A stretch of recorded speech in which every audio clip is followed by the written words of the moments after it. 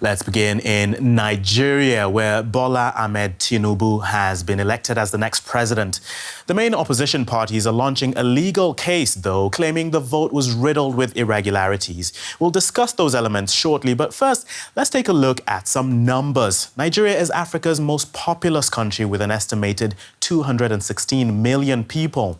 In the run-up to the election, 87 million of them held the voter identity cards that permitted them to take part. But of these, just under 25 million Nigerians actually voted last week. That made it a record lowest ever turnout in a Nigerian presidential vote. So what went wrong on election day? Here are some views from Lagos. People were ready to vote, but there are so many hiccups. The beavers was not working, names were not on voters register. Even with you having your voter's card in your hand, you are disenfranchised. So it's so annoying, it's painful that I couldn't vote. You don't have cash to move around, and you can't expect people to be out when they don't have cash to move around. So I think that's one of the factors that affect the turnout. Yes, I have bought it. My vote is counted because, the election is free and fair. It's one of the best elections so far we had in this country. People came out, so that is a lie. People came out the very first time in my polling unit that I saw a number of people that turned out, almost 170-something. The last election, we were not even up to 50. But this time, we're 179, if I want to remember. People came out, it's all lie. People came out. With the kind of people I saw outside, there was no way that kind of total vote would be said to have been casted on this election. It is just a complete shambles. We can now speak to Idayat Hassan, Director of the Center for Democracy and Development. She joins us now from Abuja. Welcome to the program. Now, you were an observer at the elections. Can you sum up the conduct of this vote?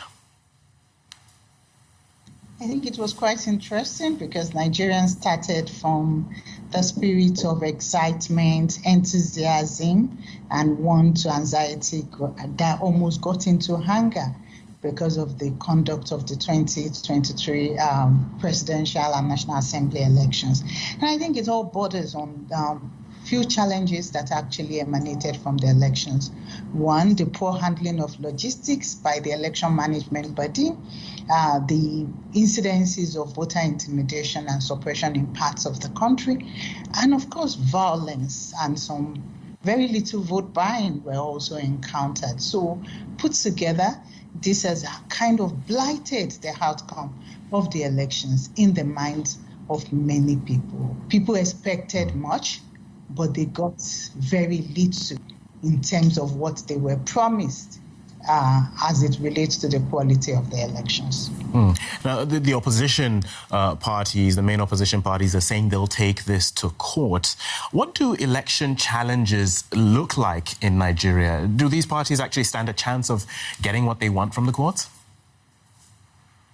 I think they do stand a chance. It's part of electoral justice, and that is what democracy itself entails. This is a process, if that they feel that has actually been flawed in several instances, and it will not just be the presidential candidate that will actually be approaching the court. It will also be some of the national officials, the legislative offices that were actually contested that would have that. And I do feel that there will be a gale of litigation, and with some quashed by the court itself. The court still remains the last habitat in terms of disputes in this country, and it is the best option. And we are hopeful they will get justice where required. Okay, Idat, we'll continue this conversation shortly. But let's now take a closer look at the man who's been declared the winner of the elections, Bola Ahmed Tinubu. Bola Ahmed Tinubu is a former governor of Nigeria's commercial hub, Lagos State. He is seen as a political godfather and kingmaker who has raised other politicians. And now he says it's his turn.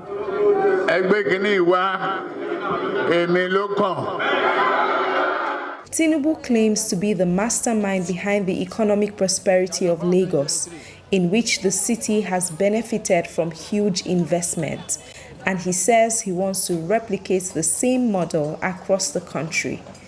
He has consistently denied the allegations of corruption that have plagued his political career.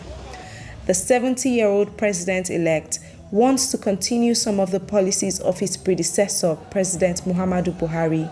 He wants to focus heavily on industrialization and agriculture, as well as tackling Nigeria's security challenges through local and state policing. To you, the people, especially the youth, I will work day and night. I will work to the utmost best of my ability to make Nigeria better. Opponents claim he's in fragile health and even point to occasional incoherence in his public speeches. But Tinubu's camp insists he's competent in every way to run the country. The immediate tasks he faces will test these claims as he takes over a troubled country. Idayat Hassan is still with us. Democracy and governance is your specialty. So in that regard, what can we expect from a Tinubu presidency?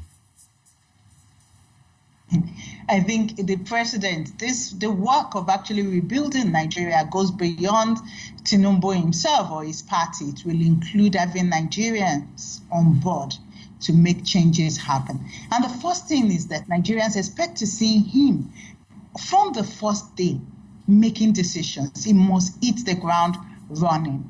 And paramount is actually rebuilding national unity itself by running an inclusive government that is inclusive of youth, women, and all ethnicity and religion, and assuring them that this is not going to be a government of one religion or which one part of the country will feel marginalized. Then following that, immediately we'll be addressing the epidemic of insecurity that is actually ravaging this country, from the jihadist insurgency to the banditry to the separationist agitation. These are important, but it entails beyond having boots on ground to one that actually adopts non-kinetic efforts such as justice sector reform, addressing poverty, who gets what as very, very important components. And above all, the economy is extremely important.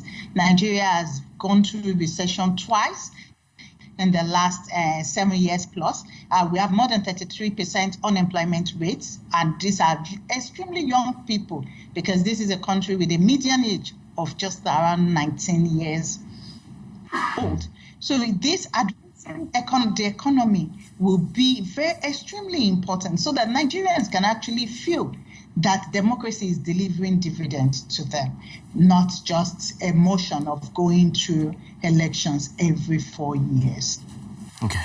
Idayat Hassan, Director of the Center for Democracy and Development. Thank you for speaking to us.